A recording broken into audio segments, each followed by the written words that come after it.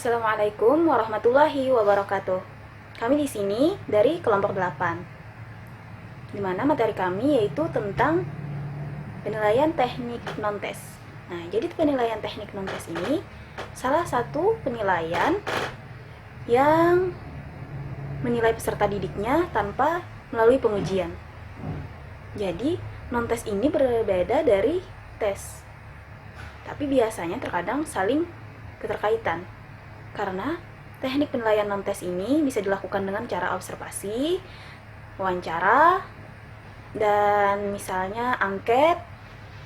Ya, seperti itu. Materi selanjutnya yaitu ada macam-macam teknik penilaian non-tes. Nah, yang pertama itu ada kuesioner atau angket. Angket itu merupakan suatu daftar pertanyaan-pertanyaan tertulis yang harus dijawab oleh siswa yang menjadi sasaran dari angket tersebut. Nah, tujuan diadakannya angket itu yaitu untuk memperoleh data mengenai latar belakang peserta didik sebagai salah satu bahan dalam menganalisis tingkah laku dan proses belajar yang bermakna. Angket itu mempunyai persamaan dengan wawancara kecuali dalam implementasinya. Nah, angket itu dilaksanakan secara tertulis sedangkan wawancara dilaksanakan secara lisan. Kemudian yang kedua yaitu ada observasi. Nah, observasi itu merupakan pengamatan yang dilakukan secara langsung maupun tidak langsung terhadap objek yang diteliti. Nah, menurut Susilo Surya dan Natawijaya, observasi itu dapat dibedakan menjadi yang pertama itu ada observer. Dalam hal ini, pendidik yang sedang melakukan kegiatan observasi melibatkan diri di tengah-tengah kegiatan observi atau yang diamati. Kemudian yang kedua yaitu ada non-partisipatif atau evaluator. Berada di luar garis, seolah-olah evaluator ini seperti sebagai penonton belaka. Kemudian ada eksperimental, observasi yang dilakukan dalam situasi buatan. Pada observasi eksperimental, peserta didik dikenai perlakuan atau treatment suatu kondisi tertentu, maka diperlukan perencanaan dan persiapan yang benar-benar matang. Kemudian yang keempat ada non-eksperimental, yaitu observasi yang dilakukan dalam situasi yang wajar. Pelaksanaannya jauh lebih sederhana. Selanjutnya ada sistematis, observasi yang dilakukan dengan terlebih dahulu membuat perencanaan secara matang. Pada jenis ini, observasi dilaksanakan dengan berlandaskan pada kerangka kerja yang memuat faktor-faktor yang telah diatur kategorisasinya. Kemudian ada non-sistematis. Nah, observasi ini di mana observer atau evaluator dalam melakukan pengamatan dan pencatatan tidak dibatasi oleh kerangka kerja yang pasti. Maka kegiatan observasi hanya dibatasi oleh tujuan dari observasi itu sendiri. Selanjutnya yaitu ada wawancara. Nah, wawancara itu merupakan skala suatu bentuk alat evaluasi jenis non-tes yang dilakukan melalui percakapan dan tanya jawab, baik langsung maupun tidak langsung.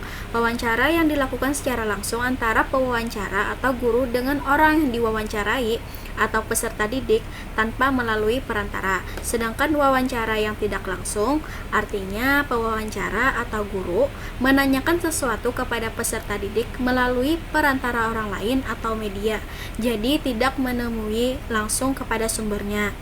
Wawancara merupakan alat penilaian yang digunakan untuk mengetahui pendapat, aspirasi, harapan, prestasi, keinginan, keyakinan, dan lain-lain sebagai hasil belajar siswa. Selanjutnya yaitu ada checklist atau daftar cek. Nah, checklist atau daftar cek ini bisa kita lihat dari penilaian unjuk kerja yang dapat dilakukan dengan menggunakan daftar cek. Pada penilaian unjuk kerja yang menggunakan daftar cek, peserta didik dapat nilai apabila kriteria penguasaan kemampuan tertentu dapat diamati oleh penilai. Jika tidak diamati, maka peserta didik tidak memperoleh nilai. Nah, kelemahan cara ini adalah penilai hanya mempunyai dua pilihan mutlak. Misalnya, benar atau salah, dapat diamati atau tidak dapat diamati. Dengan demikian, daftar cek ini tidak terdapat nilai tengahnya. Selanjutnya, yaitu ada studi dokumentasi. Nah, studi dokumentasi ini adalah alat pengumpulan informasi baik melalui dokumen, foto, film tentang apa yang telah dimiliki peserta didik. Nah, menurut Soekardi, studi dokumentasi ini adalah teknik evaluasi yang menekankan pada aspek data tertulis atau dokumen yang berkaitan dengan informasi tentang siswa, termasuk riwayat hidup peserta didik. Jadi, studi dokumentasi ini merupakan pelengkap dari penggunaan metode observasi, wawancara, dan penelitian kualitatif. Dalam penilaian non-tes ada istilahnya yaitu penilaian proyek. Penilaian proyek ini dilakukan dalam waktu dan periodenya sudah ditentukan dalam penyelesaiannya. Nah, dalam penilaian proyek ini yang dilakukan biasanya dalam tugas investigasi. Jadi peserta didik ini biasanya itu di penilaiannya itu dari kemampuan pengelolaannya, terus relevansinya, keasliannya. Apa itu pengelolaannya? Yaitu peserta didik itu dinilai dari cara dia pengumpulan data, terus pengumpulan informasinya, lalu dengan relevansinya, seberapa benar data-data yang dikumpulkan, lalu keasliannya itu apakah itu hasil dari penelitian anak didik atau justru ya seperti yang sering kita kenal dengan plagiat. Jadi kegunaan penilaian proyek itu ada 3. Yang pertama itu supaya anak didik mendapatkan pemahaman dengan adanya menganalisis data, maka anak didik jadi memahami dan mengetahui ilmu-ilmu baru dari data-data yang telah dicarinya. Lalu selanjutnya kegunaan yang kedua, kita dapat mengetahui kemampuan peserta didik dalam seberapa cermatnya menganalisis data. Selanjutnya yang ketiga itu mengetahui bahwa peserta didik mampu menginformasikannya dengan jelas. Maksudnya itu mempresentasikannya ke depan. Nah, jadi penilaian proyek ini bisa dipresentasikan dengan cara misalnya bentuk poster ke depan setelah hasil dari analisis data seorang peserta didik. Nah, selanjutnya ada istilahnya yaitu penilaian produk. Penilaian produk ini ialah penilaian atas suatu keterampilan dalam membuat sebuah produk yang dihasilkan oleh peserta didik. Jadi penilaian produk ini yaitu ada yang namanya tahap persiapan. Tahap persiapan itu peserta didik dalam yang dilakukannya itu yaitu dalam perencanaan, menggali, mengembangkan gagasan, dan mendesain produk. Lalu ada yang namanya tahap kedua yaitu tahap pembuatan produk. Dalam tahap pembuatan produk yaitu menilai kemampuan peserta didik, menyeleksinya dalam penggunaan bahan-bahan dan teknik yang dia gunakan. Nah, dalam tahap ketiga yaitu tahap penilaian. Tahap penilaian ini peserta didik membuat sebuah produk, seberapa berguna produk tersebut, dan dari sisi keindahannya juga. Nah, jadi penilaian dalam penilaian produk ini ada yang namanya penilaian holistik sama analitik. Kalau penilaian holistik itu penilaiannya dari segi tahap penilaian.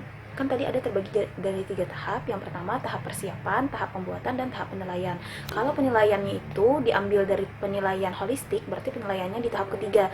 Kalau penilaiannya dari analitik, berarti penilaiannya dari ketiga tahap. Dari tahap pertama, tahap kedua, sampai tahap ketiga.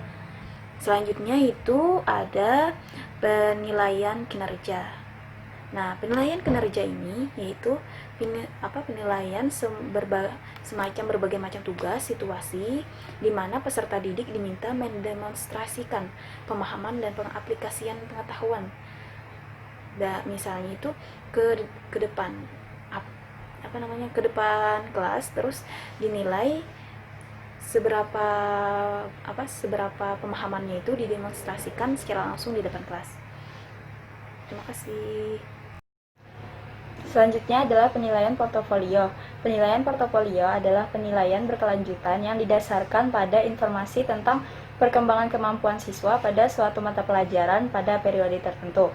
Nah, informasi tersebut dapat berupa karya siswa dalam proses pembelajaran, hasil tes, piagam penghargaan, atau informasi lain yang berkaitan dengan mata pelajaran tersebut.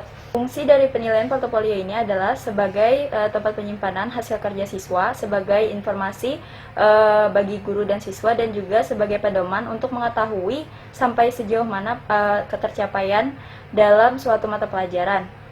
Lalu Foster dan Master membagi penilaian portofolio ini menjadi 3, yaitu portofolio kerja, portofolio dokumentasi, dan portofolio pilihan. Dalam portofolio kerja itu penilaian hasil kerja siswa yang dinilai itu bisa yang setengah jadi maupun yang sudah jadi. Lalu dalam portofolio dokumentasi itu hasil kerja siswa juga, tapi dipilih di antara yang terbaik dari hasil kerja siswa itu untuk dinilai. Nah, lalu portofolio yang terakhir adalah portofolio pilihan, di mana portofolio itu tadi dipilih juga yang terbaik. Tapi bedanya dengan portofolio dokumentasi adalah di portofolio dokumentasi itu disertakan bukti proses pembuatan produk, tapi sedangkan di portofolio pilihan itu bukti proses itu tidak ada, jadi hanya hasil, tidak menyertakan bukti prosesnya. Selanjutnya adalah penilaian sikap. Sikap itu berasal dari perasaan yang menjadi kecenderungan seseorang dalam bertindak untuk merespon sesuatu atau objek. Habis itu, perilaku ini juga dapat berupa ekspresi dari pandangan hidup yang dimiliki seseorang, dan sikap juga dapat dibentuk untuk menjadi sikap yang diinginkan. Sikap ini terbagi menjadi 3, yaitu ada dalam kompetensi kognitif, kompetensi afektif, dan juga kompetensi konatif. Nah, sikap dari yang kompetensi kognitif ini adalah di mana seseorang itu tahu terhadap sesuatu atau objek, lalu dia itu mengimani atau mempercayainya. Lalu dalam sikap dalam kompetensi afektif itu di mana seseorang itu menilai perasaannya atau penilaiannya terhadap sesuatu atau objek tersebut. Dan dalam kompetensi konatif itu tindakan atau perilaku seseorang terhadap sesuatu atau objek itu. Contohnya seperti ini, misalnya siswa itu tahu tentang Allah. Dalam kompetensi kognitifnya dari segi sikap ini, dia itu tahu tentang Allah dan juga mengimani Allah di situ. Lalu dari kompetensi afektifnya, dia ini mencintai Allah. Dia itu kayak patuh terhadap Allah, dan dari segi konatifnya itu dia berperilaku itu sesuai dengan apa yang diperintahkan Allah dan menjauhi apa yang dilarang oleh Allah. Nah, sikap yang dapat dinilai dalam proses pembelajaran oleh guru adalah sikap siswa itu terhadap guru, sikap terhadap materi, sikap terhadap proses pembelajaran, dan juga sikap terhadap nilai atau norma yang berkaitan dengan materi tersebut. Selanjutnya adalah penilaian diri. Penilaian diri ini adalah penilaian di mana siswa diminta untuk menilai dirinya sendiri. Nah, penilaian ini dapat digunakan dari segi kompetensi baik kognitif, afektif, maupun psikomotorik. Dan yang terakhir adalah teknik penentuan kriteria ketuntasan minimal atau KKM. KKM ini adalah kriteria terendah dari pencapaian siswa. Jadi KKM itu kayak nilai terendah dari pencapaian siswa. Kalau di bawah dari KKM berarti dia harus remedial. Teknik dari penentuan KKM itu adalah menghitung jumlah KD dalam satu mata pelajaran setiap tingkat kelas pada 1 tahun ajaran. Lalu selanjutnya menentukan nilai aspek siswa. Lalu karakteristik mata pelajaran, apakah pelajaran itu sulit atau mudah, dan juga nilai kondisi sekolah itu. Lalu KKM dari kompetensi dasar itu untuk mendapatkan KKM mata pelajaran. Jadi maksudnya itu dalam KD itu kan ada dijelaskan siswa itu mampu melakukan apa. Misalnya dalam materi sholat, dari KD-nya itu siswa mampu mendemonstrasikan gerakan sholat dengan baik dan benar. Jadi guru itu menentukan minimalnya siswa itu bisa apa dalam gerakan sholat itu, lalu disitulah dapat ditentukan nilai KKM-nya. Sekian, terima kasih.